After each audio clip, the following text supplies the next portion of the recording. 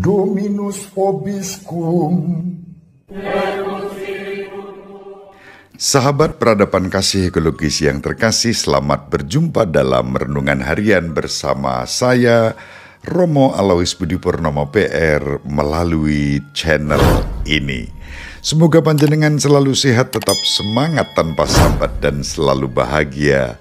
Kebahagiaan yang bersumber dari Tuhan Allah kita. Mari kita awali perjumpaan kita dengan bersatu di dalam doa. Dalam nama Bapa dan Putra dan Roh Kudus, amin. Allah Bapa yang Maha Baik, Engkaulah pencipta segala sesuatu.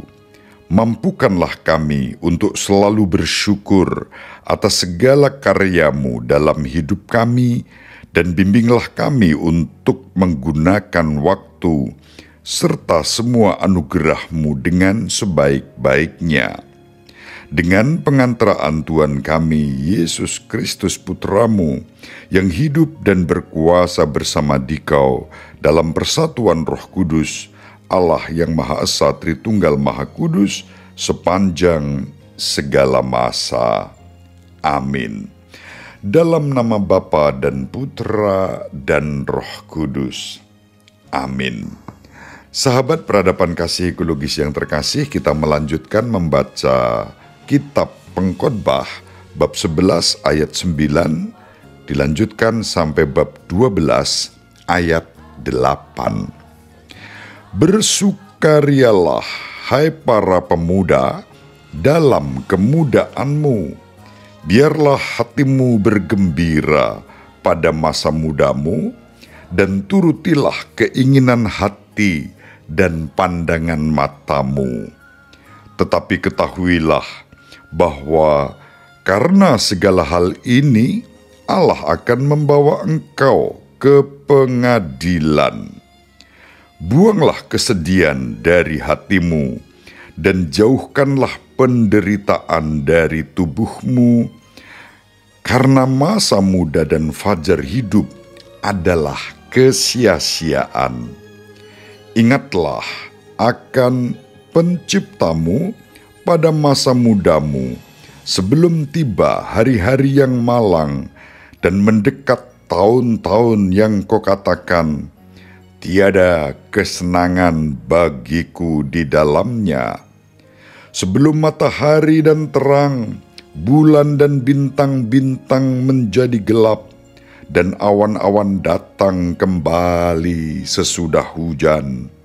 Pada waktu penjaga-penjaga rumah gemetar, dan orang-orang kuat membungkuk, dan wanita-wanita penggiling berhenti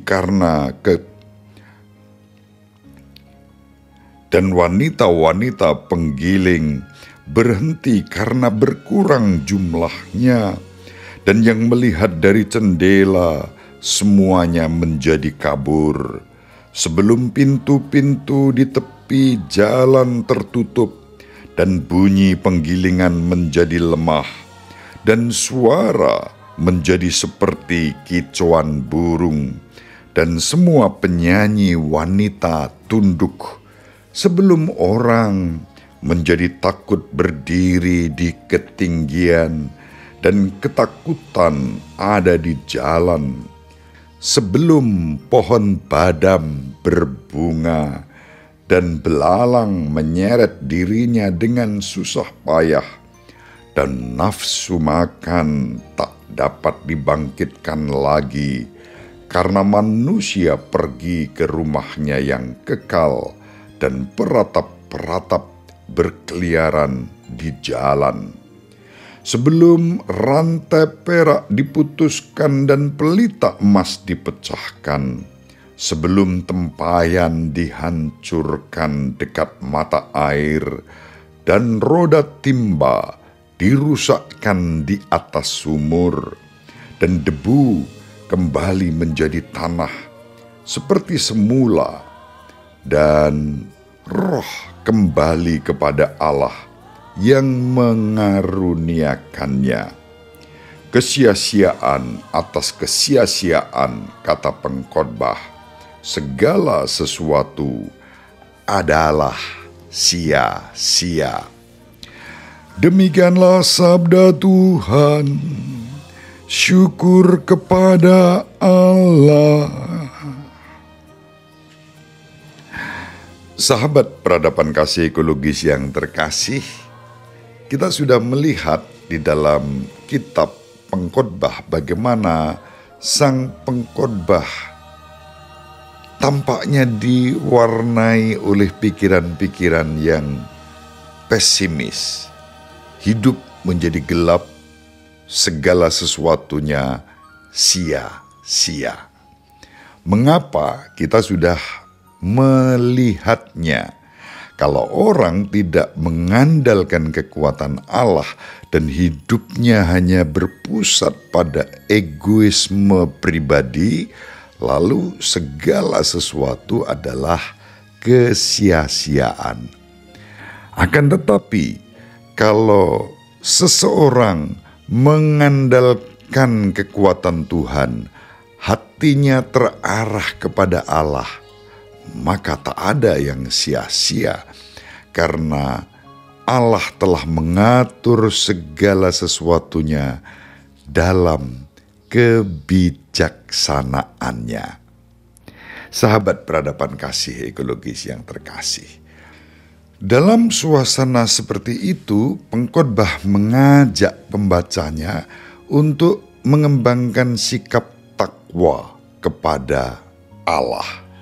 Takwa kepada Allah itu yang terpenting. Itu dalam bab 5 ayat 7, bab 12 ayat 13. Dan karena itu lalu kita diundang untuk menaati perintah-perintah Tuhan. Nah, kalau hidup dengan cara demikian, tidak ada yang sia-sia. Sahabat peradaban kasih ekologis yang terkasih, kalau kita menghubungkan dengan bab 5 ayat 2 dan 3, maka di sana ketaatan, ketakwaan kepada Allah juga menjadi ungkapan doa dan penyembahan yang terus-menerus kita tujukan kepada Allah sendiri. Dan kalau demikian, lalu tidak ada yang sia-sia. Bahkan dalam bab 8 ayat 12 dikatakan, pengkhotbah sendiri yakin bahwa orang-orang yang takwa akan Tuhan pasti akan berbahagia.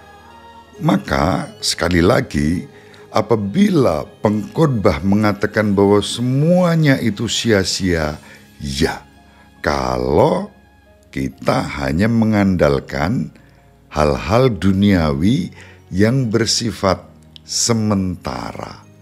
Namun ketika kita mengandalkan kekuatan Tuhan sendiri, sumber kebahagiaan dan kehidupan abadi kita, tidak ada satupun yang sia-sia.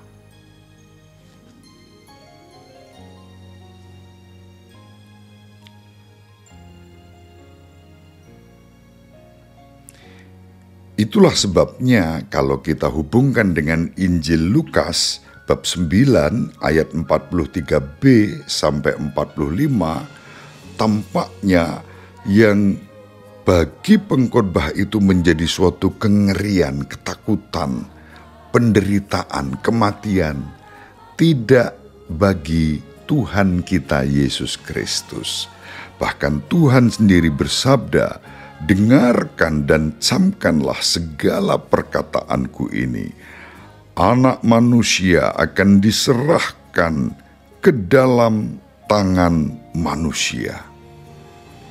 Ketika orang tidak memiliki kebijaksanaan ilahi, sama seperti yang dialami oleh para murid, dikatakan dalam Injil Lukas, mereka tidak mengerti perkataan itu sebab artinya tersembunyi bagi mereka, sehingga mereka tidak dapat memahaminya.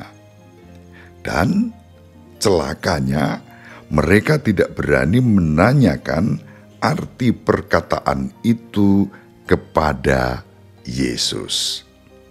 Sahabat peradaban kasih ekologis yang terkasih, itulah cara Yesus menjawab seakan-akan apa yang dikatakan pengkhotbah. Kesenangan duniawi, kekayaan, kebijaksanaan duniawi, dan semangat masa muda yang bagi pengkhotbah itu merupakan kesia-siaan, ya kalau terlepas dari kasih Allah. Tetapi kalau segala peristiwa hidup ini kita hayati dalam relasi kita dengan Allah, sekali lagi tak ada yang sia-sia. Nanti kalau kita membaca surat kepada umat Ibrani bab 2 ayat 9, Yesus mempersatukan penderitaan bahkan kematian itu sebagai persembahan bagi Allah untuk setiap orang. Yesus melakukan ini agar manusia diubah oleh transformasi yang ditawarkan Yesus melalui penderitaan manusia yang berdosa dan selalu memberontak kepada Allah bertobat. Maka dalam hal ini, apa yang diwartakan dalam kitab pengkhotbah dijawab dan digenapi oleh Yesus di dalam Injil yang diwartakan kepada kita. Setiap penderitaan yang kita tanggung pasti punya makna dalam perspektif penderitaan Kristus, dan tak ada satupun yang sia-sia. Apalagi Tuhan kita Yesus Kristus telah mengalahkan penderitaan dan kematian itu dengan kebangkitannya. Sikap hidup yang pesimis diubah dalam pengharapan atas dasar iman dan kasih kepada Allah, sumber sukacita dan kebahagiaan kita. Sahabat peradaban kasih ekologis yang terkasih, mari kita saling mendoakan agar kita diberi rahmat untuk memandang setiap peristiwa kehidupan ini dalam perspektif dan cara pandang Allah yang mengasihi kita dan bukan dari sudut pandang manusiawi kita. Semoga bermanfaat. Ibu Maria dan Bapak Yosef selalu mendoakan kita. Semoga panjenengan semua sahabat peradaban kasih ekologis yang terkasih bersama seluruh anggota keluarga dimanapun berada dibimbing, dilindungi dan diberkati oleh Allah yang Maha Kuasa, Bapa dan Putra dan Roh Kudus. Amin. Terima kasih, salam sehat, tetap semangat tanpa sambat, selalu bahagia, kebahagiaan yang bersumber dari Tuhan Allah kita. Salve, shalom, salam sejahtera, berkah dalam.